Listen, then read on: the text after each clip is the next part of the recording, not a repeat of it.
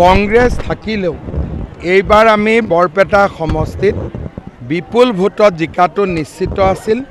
বিগত লোকসভাৰ ইলেকশ্যনৰ ৰিজাল্টে আমাক নিশ্চিতভাৱে দেখুৱাই দিছিলে যে আমাৰ বৰপেটাত এইবাৰ বিজেপি বা এজিপি জিকিবই।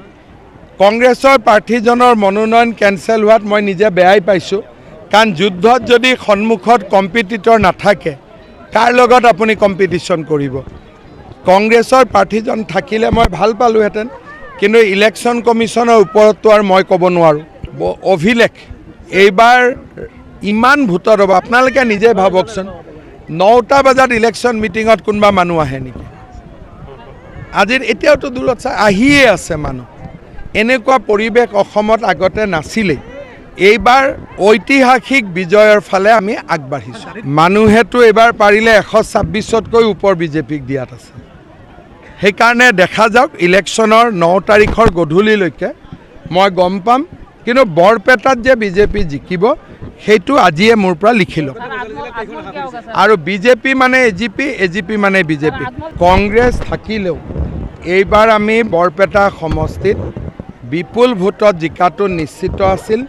বিগত লোকসভাৰ ইলেকশ্যনৰ ৰিজাল্টে আমাক নিশ্চিতভাৱে দেখুৱাই দিছিলে যে আমাৰ বৰপেটাত এইবাৰ বিজেপি বা এজিপি জিকিবই। কংগ্ৰেছৰ প্ৰাৰ্থীজনৰ মনোনয়ন কেঞ্চেল হোৱাত মই নিজে বেয়াই পাইছোঁ, কাৰণ যুদ্ধত যদি সন্মুখত কম্পিটিটৰ নাথাকে কাৰ লগত আপুনি কম্পিটিশ্যন কৰিব। কংগ্ৰেছৰ প্ৰাৰ্থীজন থাকিলে মই ভাল পালোহেঁতেন, কিন্তু ইলেকশ্যন কমিশ্যনৰ ওপৰততো আৰু মই ক'ব নোৱাৰোঁ। অভিলেখ এইবাৰ ইমান ভোটত হ'ব, আপোনালোকে নিজে ভাবকচোন। 9টা বজাত ইলেকশ্যন মিটিঙত কোনোবা মানুহ আহে নেকি?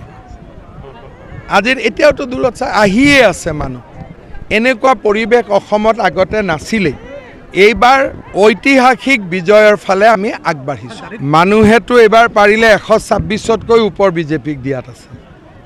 সেইকাৰণে দেখা যাওক, ইলেকশ্যনৰ 9 তাৰিখৰ গধূলিলৈকে মই গম পাম, কিন্তু বৰপেটাত যে বিজেপি জিকিব সেইটো আজিয়ে মোৰ পৰা লিখি লওক। আৰু বিজেপি মানে এজিপি, এজিপি মানে বিজেপি। কংগ্ৰেছ থাকিলেও এইবাৰ আমি বৰপেটা সমষ্টিত বিপুল ভোটত জিকাটো নিশ্চিত আছিল। বিগত লোকসভাৰ ইলেকশ্যনৰ ৰিজাল্টে আমাক নিশ্চিতভাৱে দেখুৱাই দিছিলে যে আমাৰ বৰপেটাত এইবাৰ বিজেপি বা এজিপি জিকিবই। কংগ্ৰেছৰ প্ৰাৰ্থীজনৰ মনোনয়ন কেঞ্চেল হোৱাত মই নিজে বেয়াই পাইছোঁ, কাৰণ যুদ্ধত যদি সন্মুখত কম্পিটিটৰ নাথাকে কাৰ লগত আপুনি কম্পিটিশ্যন কৰিব। কংগ্ৰেছৰ প্ৰাৰ্থীজন থাকিলে মই ভাল পালোহেঁতেন, কিন্তু ইলেকশ্যন কমিশ্যনৰ ওপৰততো আৰু মই ক'ব নোৱাৰোঁ। অভিলেখ এইবাৰ ইমান ভোটত হ'ব, আপোনালোকে নিজে ভাবকচোন। 9টা বজাত ইলেকশ্যন মিটিঙত কোনোবা মানুহ আহে নেকি? আজিৰ এতিয়াওতো দূৰত চাই আহিয়ে আছে মানুহ। এনেকুৱা পৰিৱেশ অসমত আগতে নাছিলেই। এইবাৰ ঐতিহাসিক বিজয়ৰ ফালে আমি আগবাঢ়িছোঁ। মানুহেতো এইবাৰ পাৰিলে 126তকৈ ওপৰ বিজেপিক দিয়াত আছে। সেইকাৰণে দেখা যাওক, ইলেকশ্যনৰ 9 তাৰিখৰ গধূলিলৈকে মই গম পাম, কিন্তু বৰপেটাত যে বিজেপি জিকিব সেইটো আজিয়ে মোৰ পৰা লিখি লওক। আৰু বিজেপি মানে এজিপি, এজিপি মানে বিজেপি।